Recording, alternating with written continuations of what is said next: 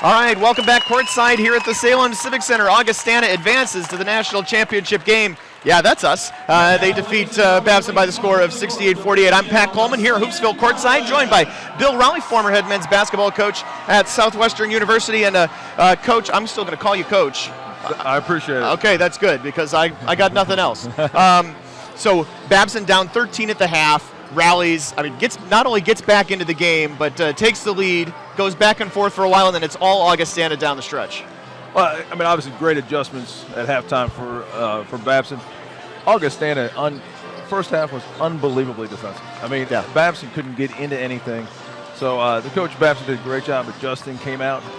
First 5 minutes of the second half is always where you have to make something happen. They did a great job, but the hill was too high. It's one of those ones you get. Well, Hunter Hill was too high tonight. That was for darn sure. What a great night he had, and I'll get a final box that's on paper here in a minute, but he had 18 points, which means 12 of them in the second half. The final 5 minutes of that first half looked like halftime couldn't come fast enough for Babson. They were winded, gassed, and they only got 4 shots off in the last 4:45 of the half. Well, they got grinded down. Augustana in the first half defensively was as good as I've seen in Division III in a long time. They just absolutely they couldn't get into anything. And that's, you saw what Babson did in the second half when they started running their sets. Yeah. Great things happen for them, but it wears on you. When you go down and you have those possessions where you can't score, it just starts taking everything out. And Augustana did just a wonderful job with it. And then the final 5 minutes of the game was just impressive. I was chatting with another coach on the sidelines. That run where Babson got into it, holding Augustana to 1 shot. They had, I think, their first offensive rebound of the second half was 7 or 8 minutes in. Stopped Augustana in transition, and they were pounding it in well. Babson got into the bonus with 9:55 to go. Well, they did a great job. They got stops, they got rebounds, which is half the battle. But they got into a flow offensively, and that's that rebounding, pushing the ball down the floor, and they were able to run their transition stuff as opposed to having to walk it up. When you take it out of the basket, you got to walk it up. No, I'm talking with my hands. I'm from New Jersey. That's all right. So, don't worry about it. We'll get you untangled here. There we go. But when you have to walk it up, it against the set defense. Yeah. And Augustana's fantastic with that. So they got into a rhythm. Eventually, though, Augustana kind of wobbled a little bit.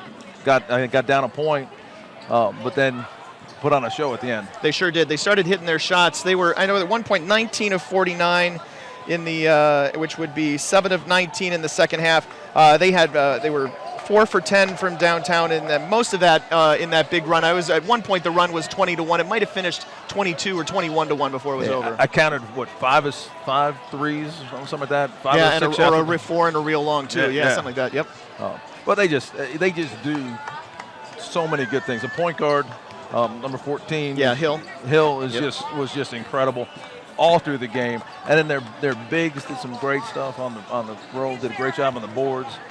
They are just such a well-balanced team. They're going to be a tough out on tomorrow night against whoever they play. Yeah. But just like I said, well-balanced, inside out.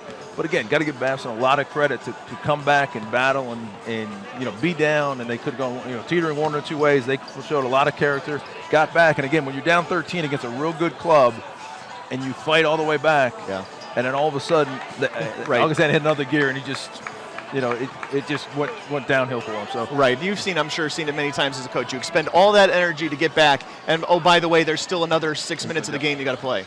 And then you just hope that, like I said, Augustana stepped up, made 4 threes in a row, or 4 or 5, and it's just, it just takes the legs out of you. And then Babson did not score to contradict it. So, like I said, hell of a game. Wonderful.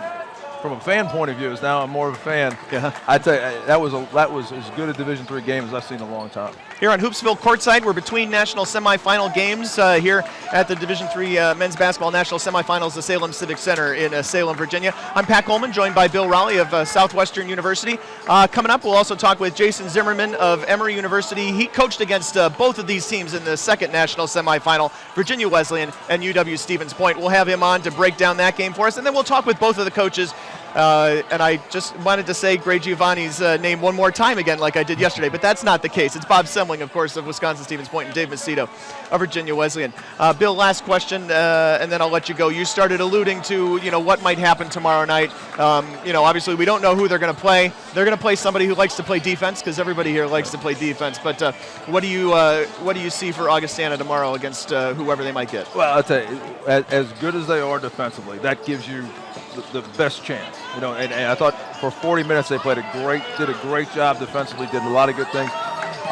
I have not seen either one of these teams. I'm excited to see either one of these teams, but all I know is going to be a great game tomorrow night. Any way you put it, because you got one really good team and you're going to have a second one here in no time. So it's going to be a lot of fun.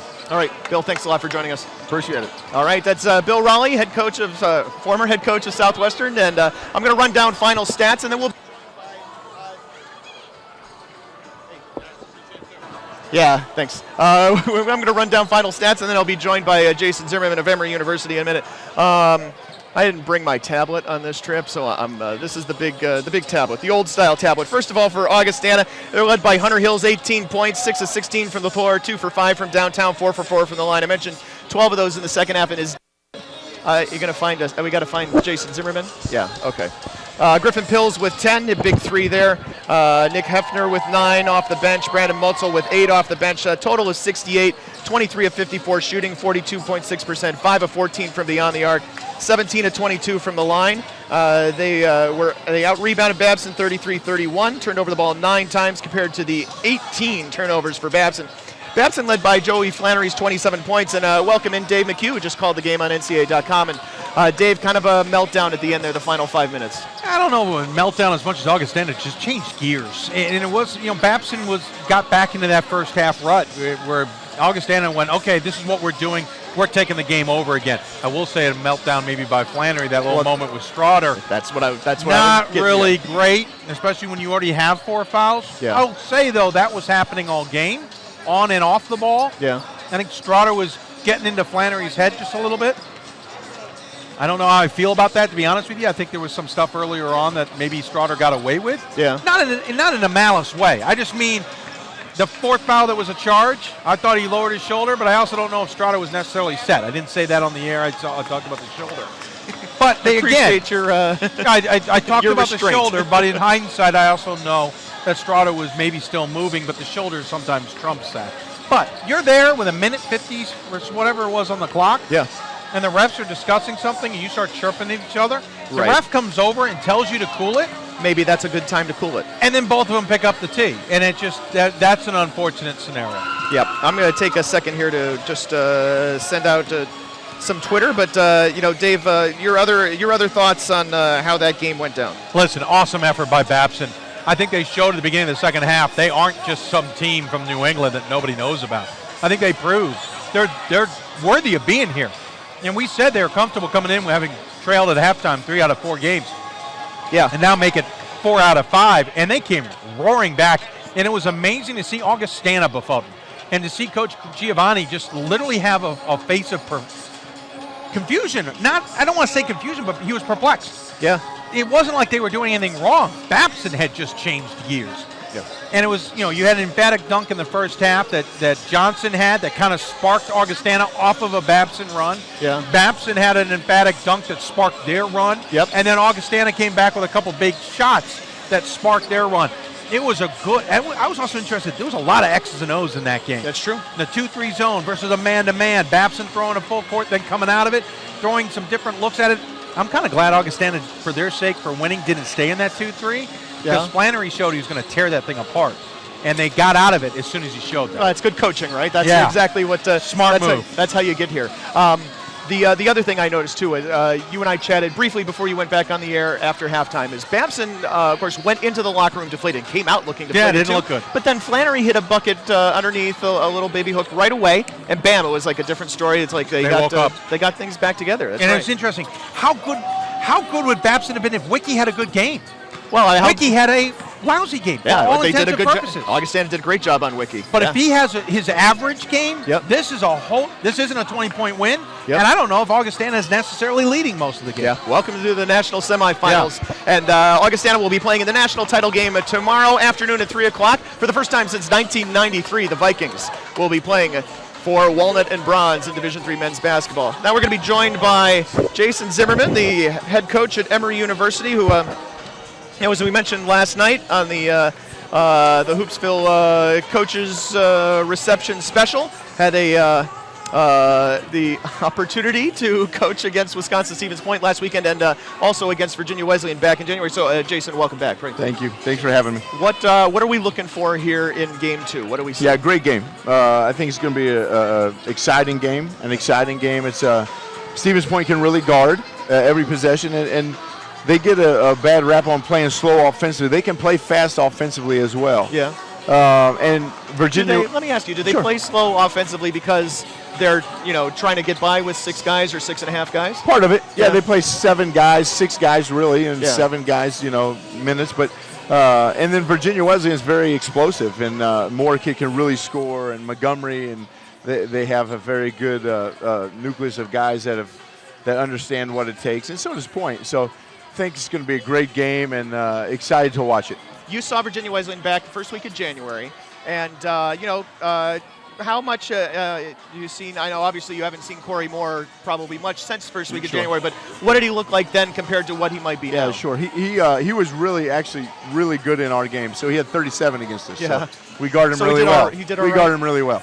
Yeah, and he made unbelievable shots. We contested a lot of those shots, and he made them. And I think tonight for Virginia Wesleyan to win, they're going to have to make contested shots. And I think he's the one guy that can make those contested shots. So he's going to have a big game, I think, tonight for them to pull it out. But it's definitely within his capabilities. It seems like Corey Moore is almost the only guy we talk about. So tell us a little bit about the rest of the Marlins. Yeah, sure. Well, Greg. I got a roster here for you. Yeah, sure. And like I said, we haven't played them in. Right, exactly. 4 And I know months or 3 coaches months, tend to think of players. I think in about terms numbers, of right? Numbers, not names, exactly. And my assistants give me a hard time all the time because I screw up their names constantly. But Greg Montgomery is a very good player. He actually beat us at their place last year as a junior, and I think he's really talented. They have some inside guys that are solid, and but Moore is the guy that can score points against Point. And then Stevens Point team. We talked about last night a little bit. They say, we have a lot of role players. That's not true. They have really, really talented players, and they're not role players. They're all stars. And they're guys who used to be role players behind their stars. And 100%. But I think that's what college basketball is all about, especially at our level, is guys grow and get better, and then when it's their time to be not a role player, to be a star, they can do that. And I don't think they necessarily have a star. They have a lot of really good players. And they have 5 guys that can hurt you offensively, and then 5 guys that can guard every position, which we talked about last night. So, if they get a mismatch, there's no mismatch. The 5 on the 1 is not a mismatch. The 1 on the 5 is not a mismatch. So, I'm excited about watching it. Don't want to watch it. I'd rather be playing. But I'm excited about watching it, and I think it's going to be a great game. Coming up in just a minute, we'll be talking with head coach Dave Macedo of Virginia Wesleyan and Bob Semling of Wisconsin Stevens Point. Talking with Jason Zimmerman, who coached against both of those guys for Emory University here over the course of the past couple of months. We talked about these guys kind of as a unit. Austin Riff is a guy who's played for them for a while.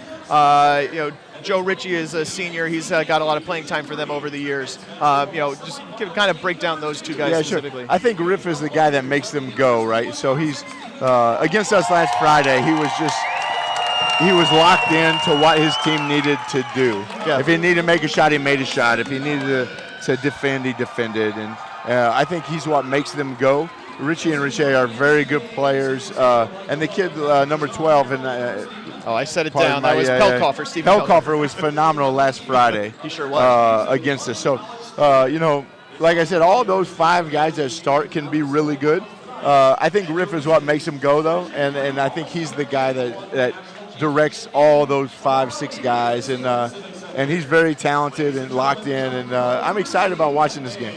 It's coming up in just a little over 20 minutes. It's Jason Zimmerman of Emory University. We'll take a break. When we come back out, we'll talk with both head coaches. You're watching Hoopsville courtside from the Salem Civic Center. Thanks, Pat. College basketball lives in Kansas City at the College Basketball Experience at Sprint Center. The College Basketball Experience is the place to get your game on. It's not a museum, it's an experience you won't forget. Discover the history of the game in the National Collegiate Basketball Hall of Fame, featuring the Gallery of Honor, Mentor Circle, and Honor Theater. Suit up in the latest CBE logoed Nike gear at the CBE Hoop Shop. Elevate your game today and visit the house that college basketball built. We've got more schools than Division I, more fans than Division II, and more upsets than March Madness. There's 800 programs with over 11,000 games leading to 2 national championships. And we've been covering it all for over a decade. From Eastern to Occidental, from Puget Sound to Piedmont, from Southwestern to the University of New England, and from Hope to Calvin. Nobody covers Division III basketball like we do. We're at d3hoops.com at www.d3hoops.com. I know sports is important, but having the academic part along with it is a big plus. I've discovered in myself, a newfound ability to overcome adversity at all different angles. At a Division III school is really shaped around you developing yourself as a complete individual. The end result in my mind is you just become a very well-rounded person. Before I came into college, I didn't really think I'd be able to balance so much. It helps a lot that you have a family with your team that can guide you. With a D3 school, there's a lot of time for other opportunities. The coaches expect a lot of you during soccer, but after soccer, that's your own personal time to really find out who you are and other opportunities that you can pursue.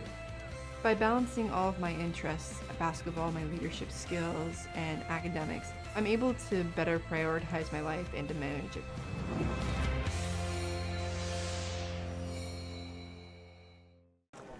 And we're back on the Hoopsville pregame show, courtside. We're talking with Bob Semling, the head coach of the University of Wisconsin-Stevens Point, whose team is playing Virginia Wesleyan coming up in our second national semifinal. And Bob, first of all, I would say you guys had an easy road, not because of who you played, but because you guys had won fairly comfortably in a lot of games. How did you feel like the first couple of weekends went for you guys? Well, that's the NCAA tournament, and you just never know what to expect. Every year is different, but if you're around long enough, you see some patterns repeat themselves, and it's what makes it so exciting for the players, for the fans, and everybody involved.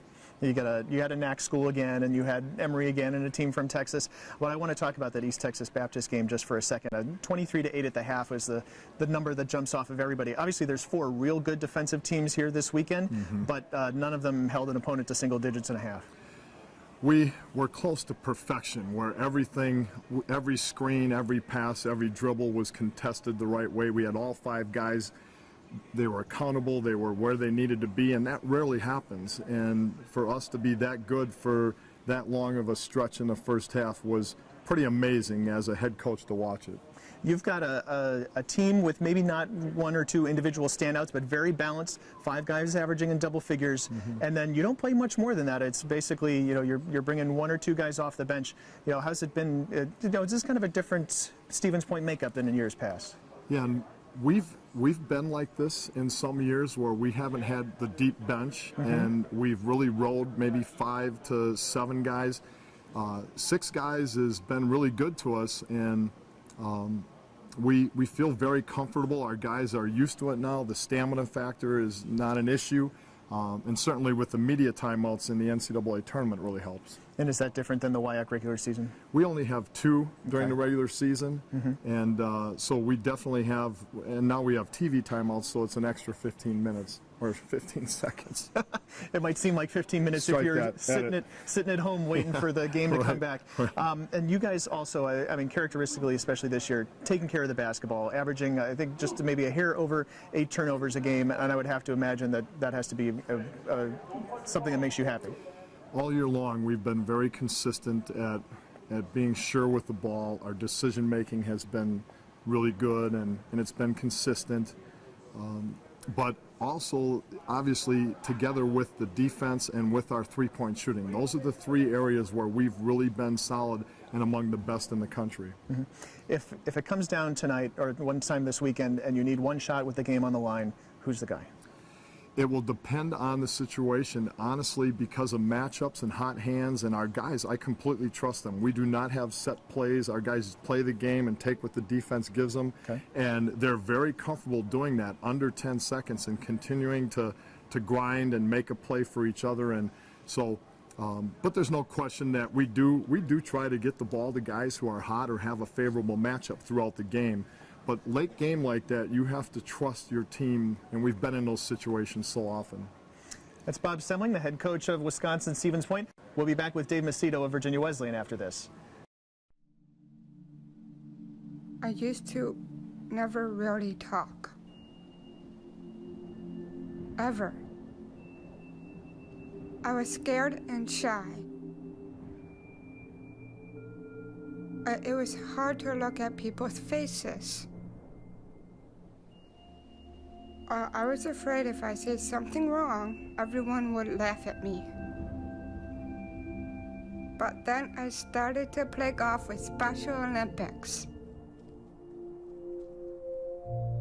I made friends and won lots of gold medals.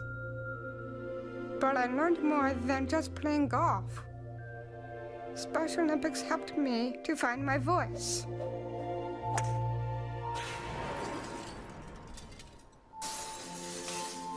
And now everyone else is speechless.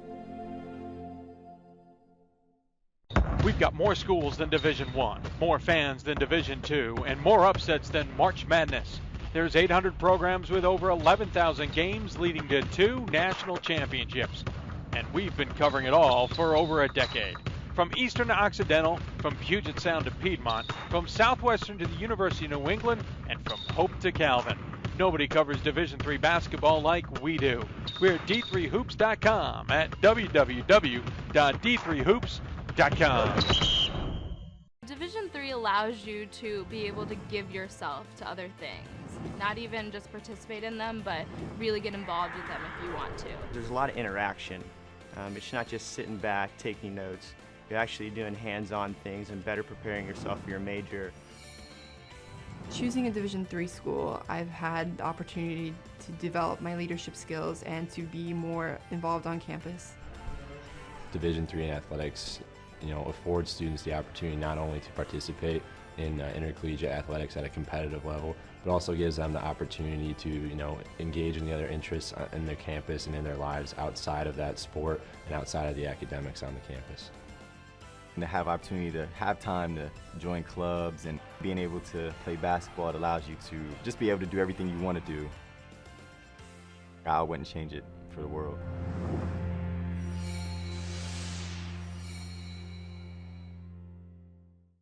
Back on the Hoopsville pregame show, courtside in Salem, Virginia for our second national semifinal, and we'll take it again when Carrie stops coughing.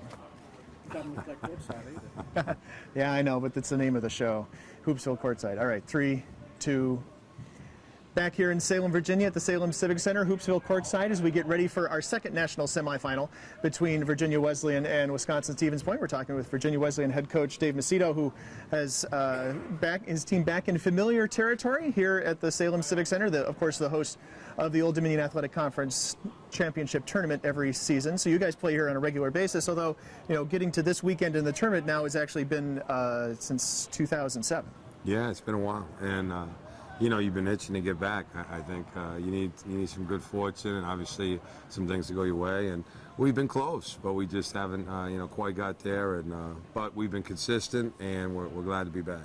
This is a tournament where all 4 teams really strong defensively. I mean, you guys give up 65.6 points a game. That's actually the most of the 4 for what it's worth. It's really a telling for how this group of teams got here. Well, I can tell you the other 3 teams are very deserving of being here. The team we're facing, they're probably the top team in the country defensively.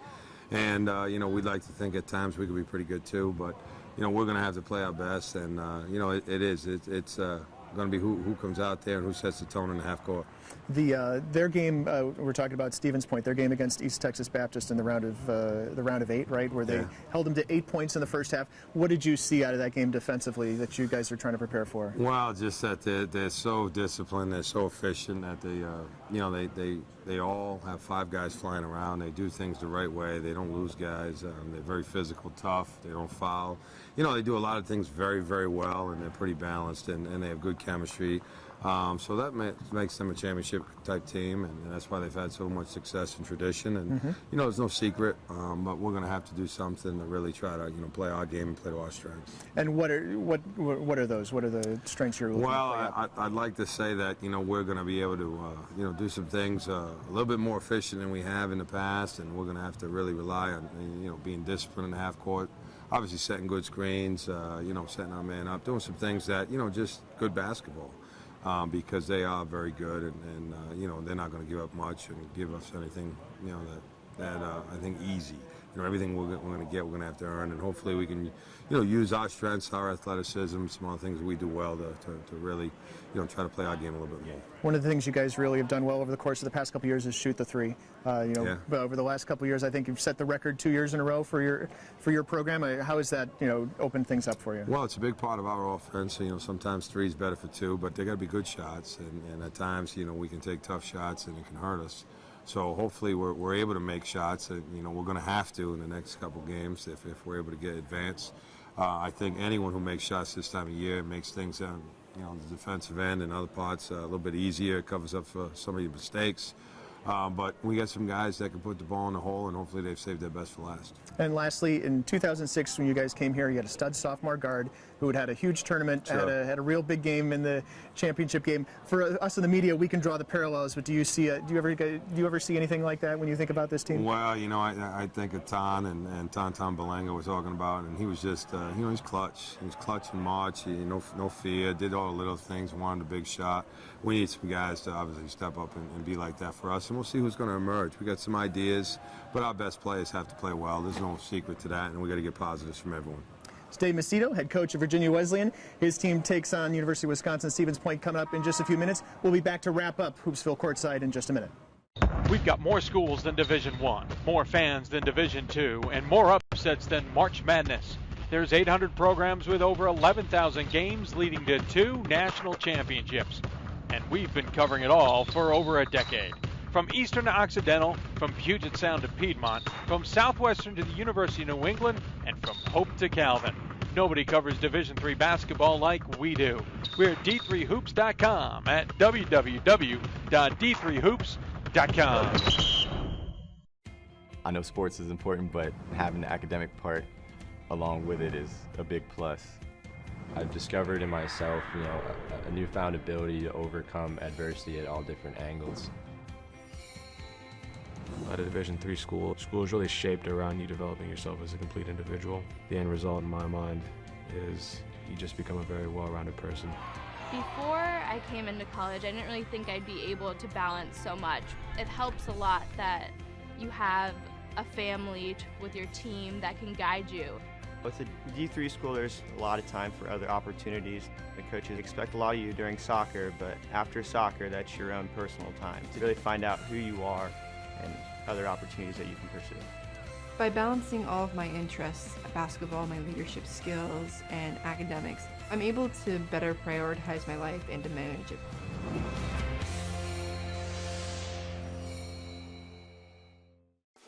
College basketball lives in Kansas City at the College Basketball Experience at Sprint Center. The College Basketball Experience is the place to get your game on. It's not a museum, it's an experience you won't forget. Discover the history of the game in the National Collegiate Basketball Hall of Fame, featuring the Gallery of Honor, Mentor's Circle, and Honor Theater. Suit up in the latest CBE logoed Nike gear at the CBE Hoop Shop. Elevate your game today and visit the house that college basketball built.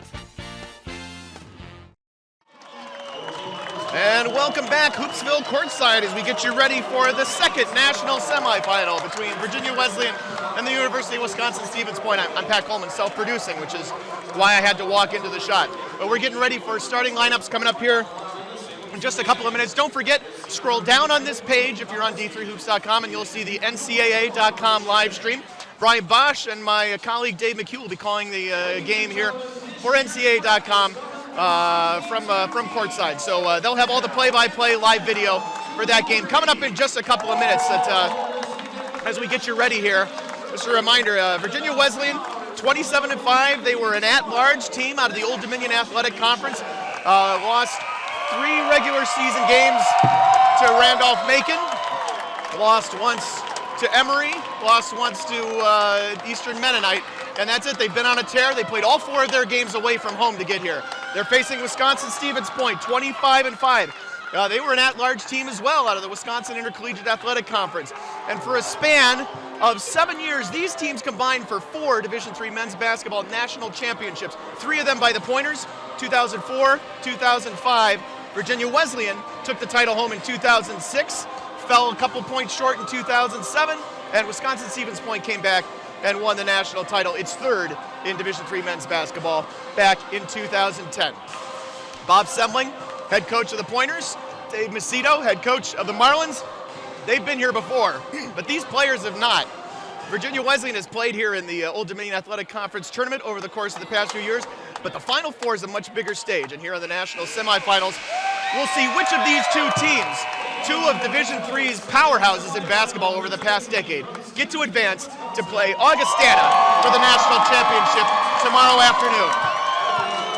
Now we turn the spotlight on the starting lineups for these 2 teams. We get you ready for that second game. Here, the Hoopsville courtside show, lights out tonight.